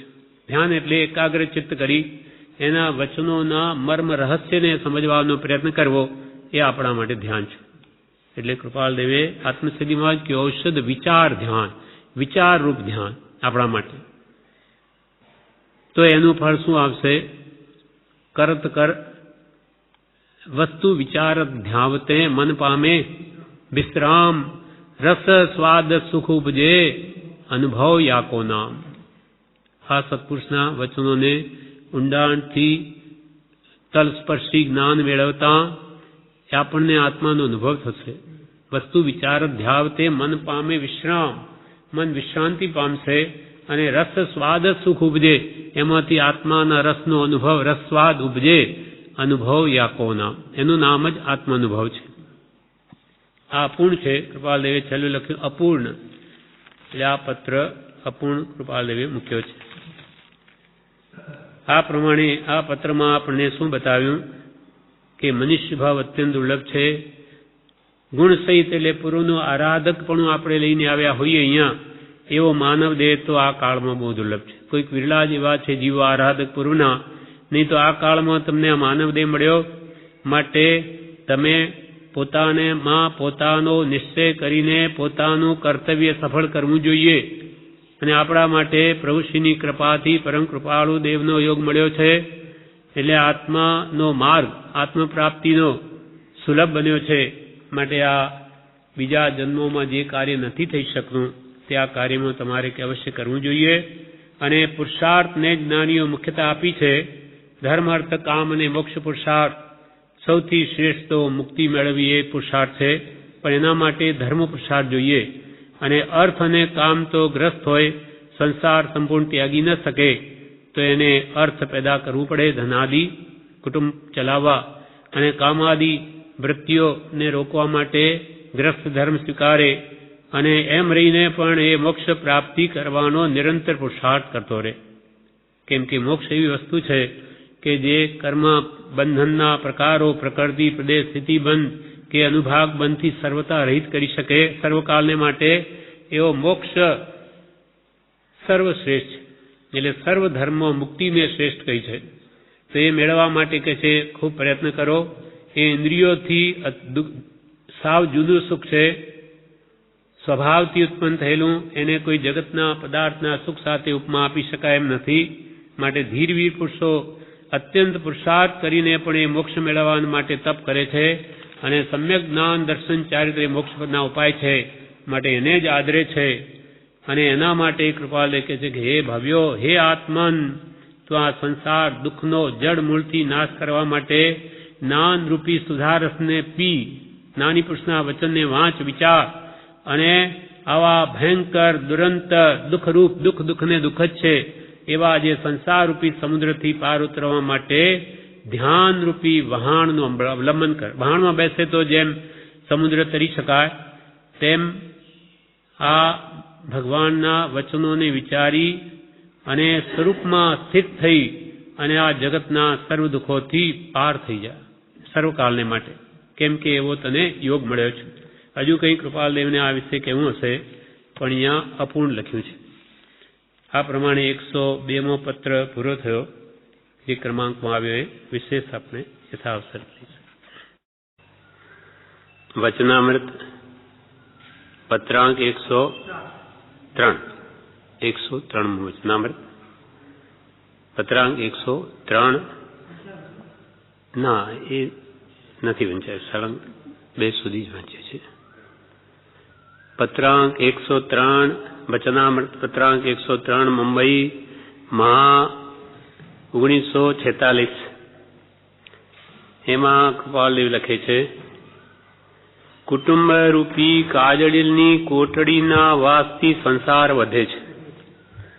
કુટુંબ રૂપી કાજળની કોટડીના વાસથી સંસાર વધે છે. ગમે તેટલી તેની સુધારણા કરશો તો પણ એકાંતથી જેટલો સંસાર ક્ષય થવાનો છે તેનો 100મો હિસ્સો પણ તે કાજલ ગ્રહમાં રહેવાથી થવાનો નથી. કૃપાલ કે કુટુંબ રૂપી કાજળની કોટડી, કુટુંબમાં આપણે રહીએ છીએ ગ્રસ્ત અવસ્થામાં, ગ્રસ્તાવાસમાં, તે ઘરને કૃપાળુ દેવે કાજલની કોટડી સમાન કહ્યું. કોટડી એટલે રૂમ.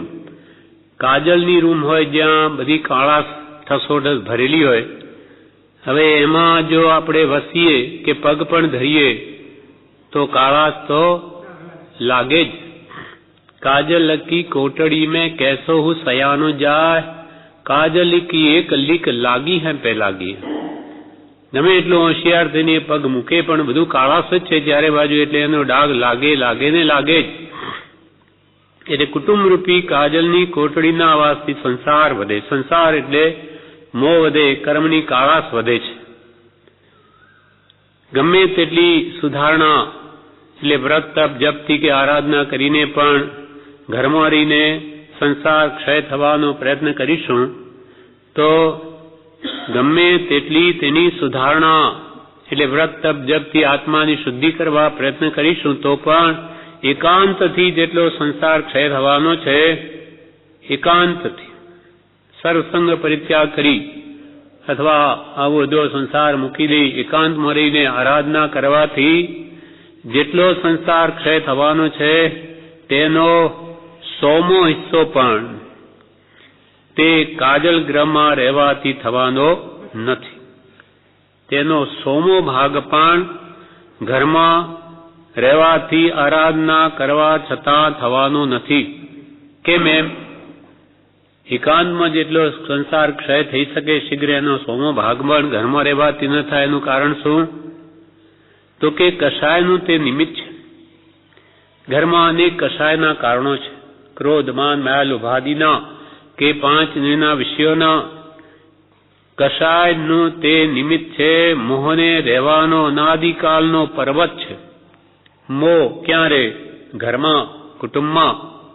આવા નિમિત્તો હોવાથી એની આસક્તિ 5 ઇન્દ્રિયના વિષયો, તેના કારણે કષાયો રહેવાનું તે પ્રબળ નિમિત્ત છે.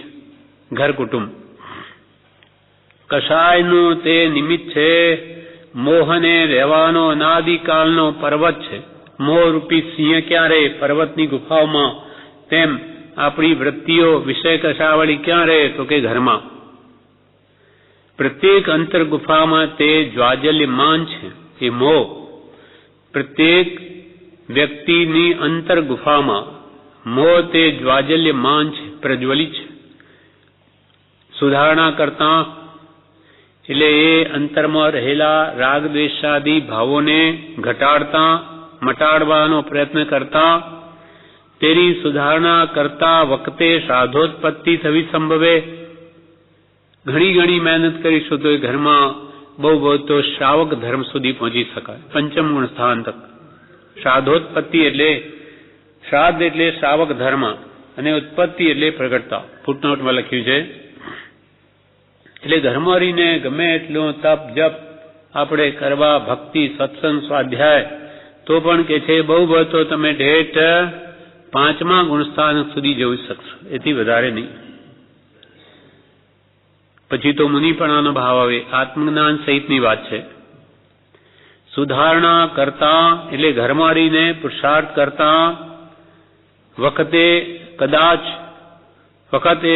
કદાચ શ્રાદ્ધોત્પત્તિ થવી સંભવે, એટલે શ્રાવકના ધર્મની પ્રાપ્તિ થવી સંભવે. માટે એ પણ ક્યારે થાય? ઘરમાં રહીને 5મા ગુણસ્થાન, 4થું ગુણસ્થાન કે આત્મજ્ઞાન થાય.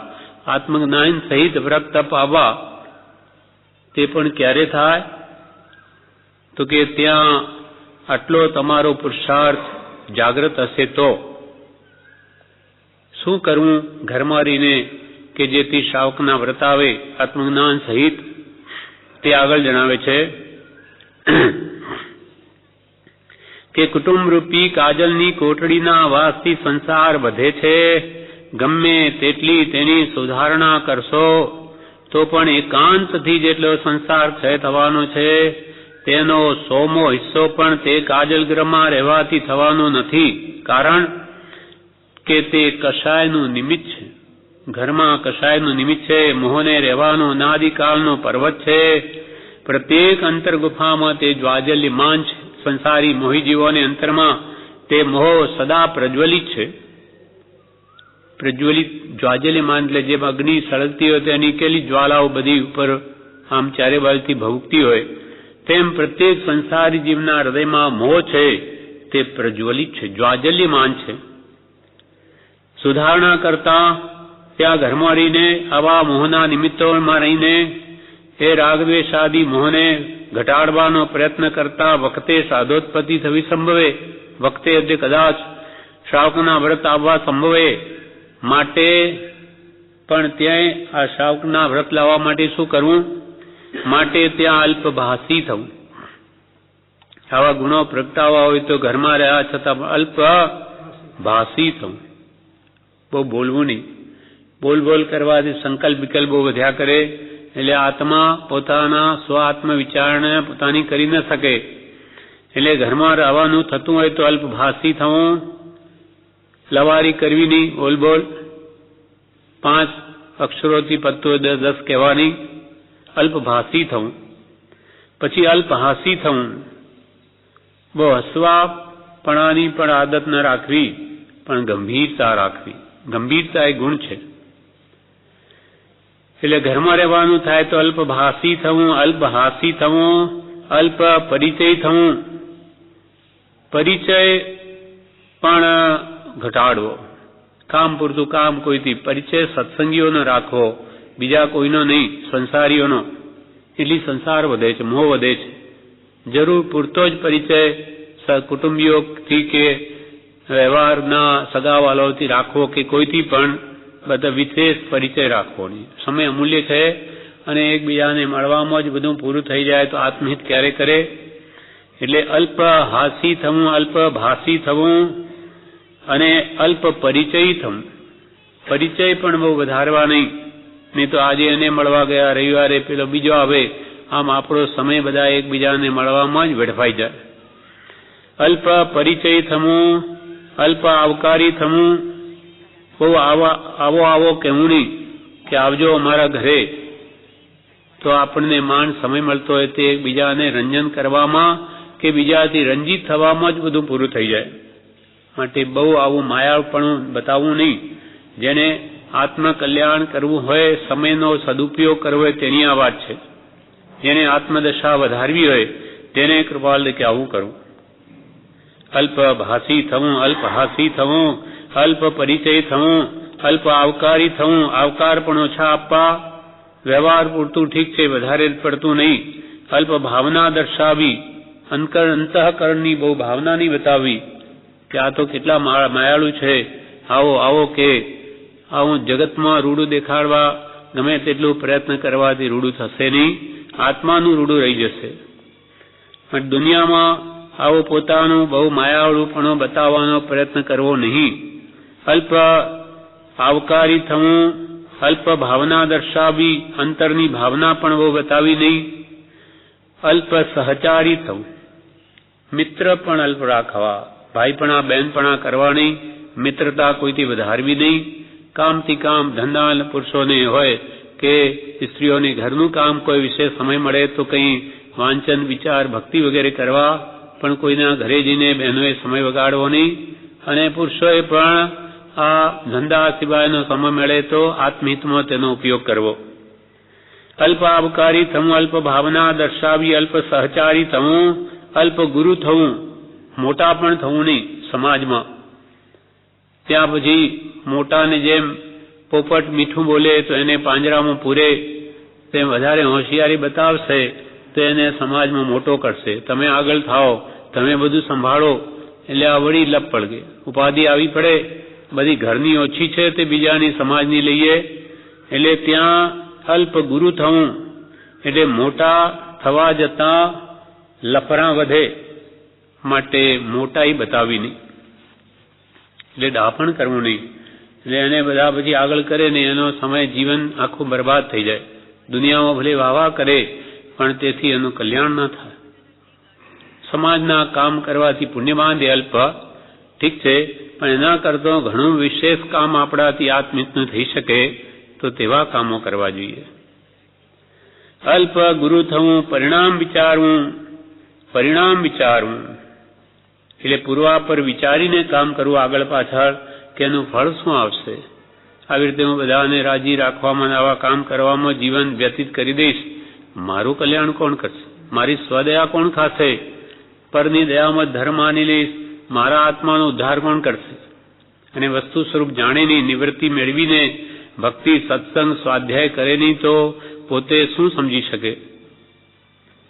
માટે આ બધા કૃપાલે કે તમે ગ્રસ્તાવસ્થા છે ને ઉચ્ચ દશા લાવવા ઈચ્છતા હો તો આ બધું ધ્યાન રાખો. એ જ શ્રેયસ્કર છે, એ તમારા માટે કે કલ્યાણકારક છે. કેમ કે પ્રત્યેક અંતર્ગુફામાં મોહનીય કર્મમાં દર્શન મોહ અને ચારિત્ર મોહ જ્વાજલ્યમાન છે. અને હણે બોધ વિતરાગતા અચૂક ઉપાયામ, બોધ વડે સત્પુરુષના વચન દ્વારા આ મોહની વાસનાઓ અંતરની ઘટાડવી મટાડવા માટે સમય જોઈશે. સમય વગર વિચારણા ભક્તિ થાય નહીં. અને એ સમય જ જો આવામાં અલ્પભાષી અવિશેષ બોલવામાં, હસવામાં, પરિચય રાખવામાં, આવકાર આપવામાં, મિત્રતા કરવામાં, મોટા થવામાં જો વ્યતીત થઈ જાય તો આત્માનું કલ્યાણકારી થાય. એટલે કૃપાલુ કે તમે ઘરમાં છો અને શ્રાવકના વ્રત લાવવા ભાવના હોય કલ્યાણ કરવાની, તો ત્યાં અલ્પભાષી થવું, અલ્પહાસી થવું, અલ્પ પરિચય થવું, અલ્પ આવકારી થવું, અલ્પ ભાવના દર્શાવવી, અલ્પ સહચારી થવું, અલ્પ ગુરુ થવું, પરિણામ વિચારવું, એ જ શ્રેયસ્કર છે. 103મો પત્ર પૂરો થયો. હવે પત્રાંક 104. મુંબઈ મહાવદ 20 શુક્ર 1946. ચિમનલાલ માસુકરામ કૌંસમાં જુઠાભાઈ ને કૃપાલે લખે છે, તમારું પત્ર ગઈકાલે મળ્યું. ખંભાતવાળા ભાઈ મારી પાસે આવે છે. તેમની મહારાજથી બનતી ઉપાસના કરું છું. તેઓ કોઈ રીતે મતાગ્રહી હોય એવું મને હજુ સુધી તેઓએ દેખાડ્યું નથી. જીવ ધર્મ જિજ્ઞાસુ જણાય છે, ખરું કેવળી ગમ્ય. લખે છે કે તમારું પત્ર કાલે મળ્યું જુઠાભાઈનું.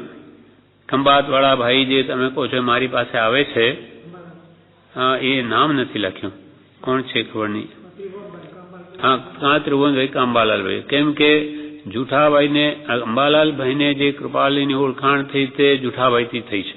જ્યાં લગ્નમાં ગયેલા અમદાવાદ, ત્યાં પછી કે કોણ પ્રતિબંધ કરે એવું જે જુઠાભાઈ બોલ્યા, લગ્નમાં આવે કે વરઘોડામાં અત્યારે જટાભાઈ મોઢામાંથી એમણે કોઈ કોણ પ્રતિબંધ કરે, આ કોણ મોહ વધારે? એટલે એમને થયું કે આ આવો જુવાન 20 વર્ષનો આવું બોલે, આ વૈરાગની વાત શું છે, કોણ એને મળ્યા? પછી વાત નીકળે છે, કૃપાલદેવની પત્ર આપે છે, ત્યાંથી થાય કે આ કોઈ મહાપુરુષ છે. એટલે અંબાલાલભાઈ હોઈ શકે, કાં ત્રિભુવનભાઈ હોઈ શકે. એટલે ખંભાતવાળા ભાઈ મારી પાસે આવે છે, ખાસ કરીને ત્રિભુવનભાઈ હશે, કેમ કે એ મુંબઈ જતા હતા એટલે. અને અહીંયા એનાથી 106માં પત્રમાં લખે છે કે ત્રિભુવનભાઈ સોમવારે અહીંયાથી રવાના થવા, એટલે એ હોઈ શકે. ખંભાતવાળા ભાઈ મારી પાસે આવે છે, તેમની મારાથી બનતી ઉપાસના કરું છું. ઉપાસના એટલે એમની સેવા અથવા જે મને યોગ્ય હોય એમને જે આપવાનું કરું છું.